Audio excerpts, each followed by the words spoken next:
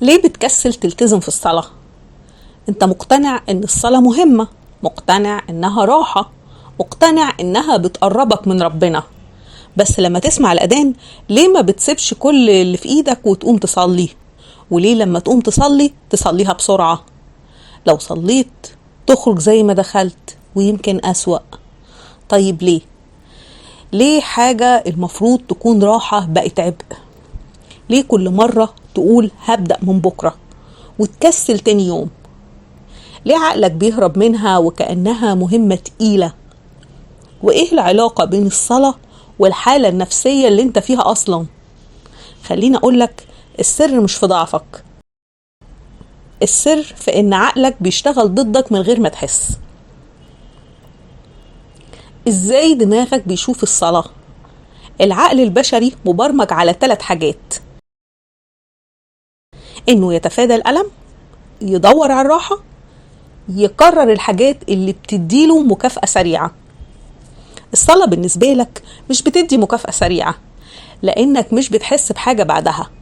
العقل بيقارن بين إنه أفتح الموبايل وأضيع وقتي، ده بيديني راحة، بيديني ضحك، بيديني تسلية، يعني نتيجة فورية، ولا أقوم أصلي وده بيحتاج مني مجهود بدني وتفكير وتركيز ومفيش نتيجة فورية. يبقى العقل هيختار ايه؟ هيختار الأسهل اللي بيريحه دلوقتي حتى لو بيدمرك على المدى البعيد. ليه بتحس ان الصلاة حاجة تقيلة؟ انت بتصلي لانك بتحس انها واجب، حمل تقيل، مش حاسس بالسكينة اللي النبي قال عنها أرحنا بها يا بلال. وده لأن الصلاة عندك اتحولت لحركات، مش حوار بينك وبين ربنا. بتقول الكلمات لكن القلب مش حاضر، العقل مش سامع، الروح مش بتشارك. ربنا قال وإنها لكبيرة إلا على الخاشعين. هي تقيلة بس مش على الكل، بس على اللي لسه موصلش لحالة الخاشع اللي بيحس ويفهم ويتكلم مع ربنا من قلبه. طب ايه اللي بيمنعك انك توصل للمرحلة دي؟ العقل في حاجة اسمها الديفولت مود نتورك، وده نظام التشغيل الداخلي اللي بيشتغل وقت الراحة، بيخليك تفتكر كل اللي فات وتقلق من كل اللي جاي. يعني أول ما توقف عن الانشغال مخك يشتغل عليك. تدخل الصلاة تلاقي نفسك بتفتكر اللي حصل لك الصبح واللي هيحصل لك بالليل والشخص اللي زعلك والمشكلة اللي لسه ما اتحلتش. تقول الله أكبر ومخك يرد فاكر امبارح، فاكر لما عملت كذا، فاكر لما حصل كذا. اوعى تنسى اللي وراك. وده طبيعي، مش دليل على ضعف إيمانك، ده بس معناه إنك محتاج تعلم عقلك يفصل خطوة خطوة. واحد من الأسباب اللي بتخلي الإنسان يبعد عن الصلاة هو إنه حاسس إن ربنا مش معاه أو سايبه، حاسس إنك بتتعب ومفيش حاجة بتتغير، فدماغك يقولك طب ليه أصلي؟ ما الدنيا هي. بس خد بالك، دي مش قناعة دينية، دي استجابة نفسية لألم داخلي. اللي حصل إنك ربطت الصلاة بعدم التغيير، فدماغك صنفها على إنها غير مفيدة. وده دورك تبدأ من أول وجديد، مش بإنك تصلي 5 فروض، لا، بإنك تصلي 2 ركعتين لكن بقلب صادق وقلب بيسأل ربنا أنا تايه يا رب خد بإيدي. العلم بيقول إن الإنسان لو ما فضفضش بينفجر. عندنا كلنا مشاعر مضغوطة، أفكار مسمومة، هم ساكن جوانا. الصلاة هي الجلسة النفسية اليومية اللي بتفك عنك كل ده.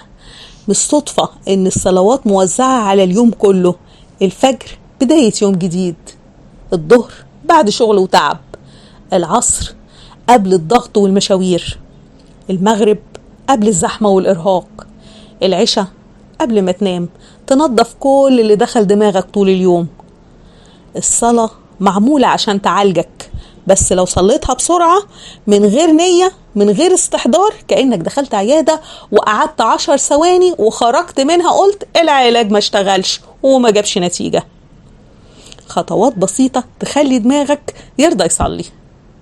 النية قبل الأذان. قول لنفسك الصلاة دي عشان ارتاح مش عشان اسقط فرض. اتوضى ببطء واعتبره بداية فصل عن الدنيا. قيم صلاتك بعد ما تخلص، ادي نفسك تقييم من 10، هتلاقي نفسك مع الوقت بتتحسن لوحدك. انت بتخرج من الصلاة كأنك خلصت واجب، لكن النبي صلى الله عليه وسلم كان بيقعد بعد الصلاة يذكر ويدعي ويستحضر المعنى. الصلاة مش نهاية، دي بداية. اللي بيخليها تأثر فعلا هو ما بعدها. زي ما الدكتور بيقول خد الجلسة كمان لازم تاخد العلاج.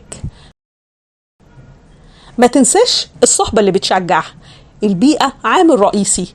لو حواليك ناس بيصلوا وبيكلموك عن أثر الصلاة وبيحاولوا يلتزموا هتتحفز وتستمر.